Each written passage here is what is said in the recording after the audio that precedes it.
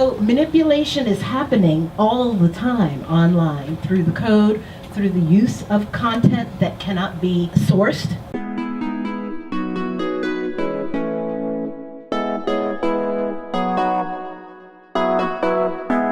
The CSW review theme speaks to us as a media organization, and we are pleased to be hosting and participating in at least 10 side and parallel events at this year's CSW, and with the main one being this morning's event under the theme #MeTooOnline, which is workshopping solutions to counter cyber violence against women. The aim is to discuss solutions to counter cyber harassment and bullying of female journalists. And I'm pleased to welcome our co-host, Gender Links. Gender Links has pioneered the civil society campaign on the SADC Protocol on Gender and Development and strengthened the women's movement in the Southern African region. Gender Links has also developed a methodology for measuring gender violence and undertaken pioneering work on empowering women and ending violence. How many of you remember or knew that Facebook was experimenting with people's feeds? I have lots of journalism friends, and we were all saying something's going on here and we're not quite sure what's happening. But over time, month or two, my feed was just getting very, very dark. All the stories that were being surfaced were negative stories, stories of violence, stories of violence against women and black women, etc. And granted, that's much of my population, but it felt intensified. And I went off the internet, so I'm not doing Facebook anymore.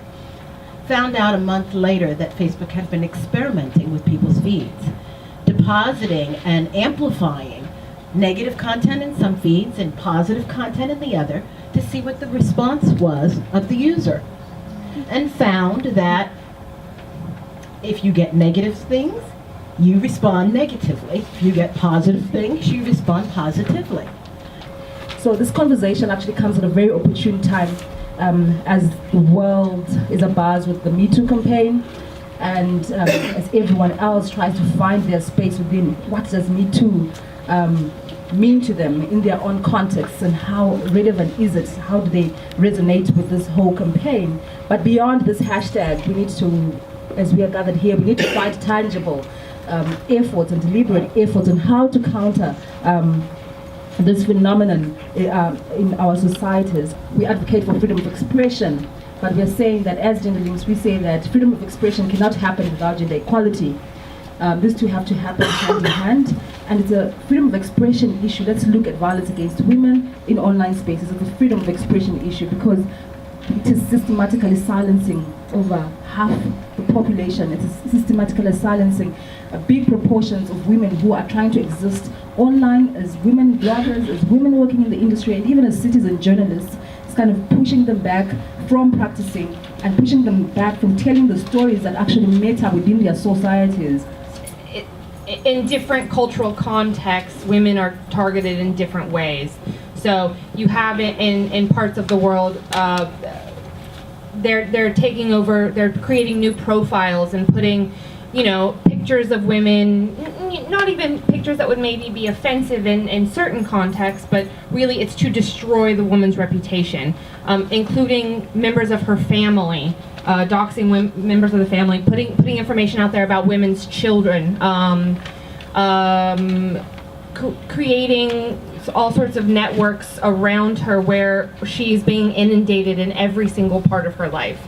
So it's her home life, it's her personal life. It's Khadija Ismailova. I think if anyone has heard about her, she is a journalist from Azerbaijan, and she was in jail for a long time, and now she's currently under house arrest.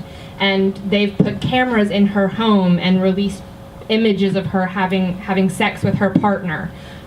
These are not things that happen to male journalists. So on this specific topic on violence against women online, I think that we are really facing significant challenges, and now at the UN level, what was produced in terms of reports, it's clear recognition of a principle that human rights protected offline should be protected online. But it is easier to say than to do, because we are seeing that women's rights and prevention of violence against women is not really very easy to achieve in a number of states or number of different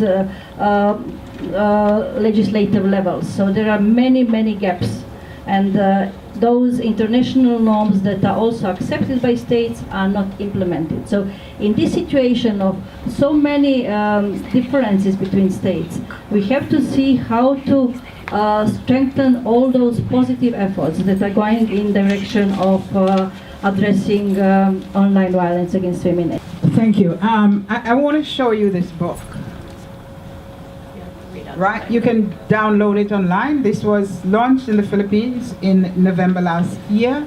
It's IAWRT handbook, safety handbook for female journalists, but not only for female journalists, because as Dubravka said before, it's that human rights defenders are also under attack, and we know that for a fact, and others, and all of us here are under attack. Now, there's something that Abir in her training, Abir Sahadi, who is one of our really valued members, all are, Google yourself. How often, do you guys advise us to do that? Yeah. Google yourself and see what you find about yourself. I think I have about 4 birthdays online, and I didn't know that I had these birthdays. I don't can celebrate 3 more times. Yes, that kind of thing. Google yourself and you would be surprised to find out what you come up with. She says here, part of your profile is your digital profile. The equipment that you carry sometimes reflects who you are. You know, you're walking in here with a camera like that or that.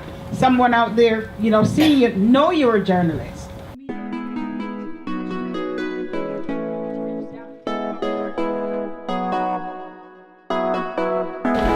I would like you to applaud your audience.